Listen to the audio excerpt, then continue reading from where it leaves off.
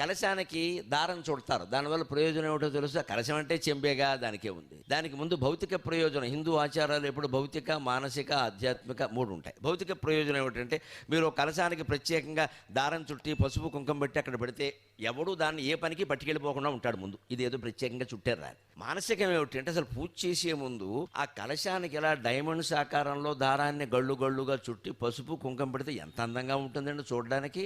మన కళ్ళకు అనుభూతి, మనస్సుకు అనుభూతి, అది మానసిక ఆనందం.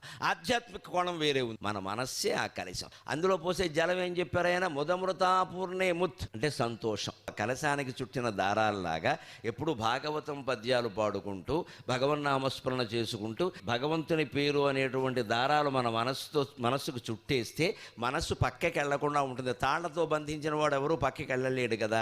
అలాగే మన మనస్సును బంధించాలంటే భగవద్భక్తి అనేటువంటి దారం, తాడు ఒక్కటే సాధన.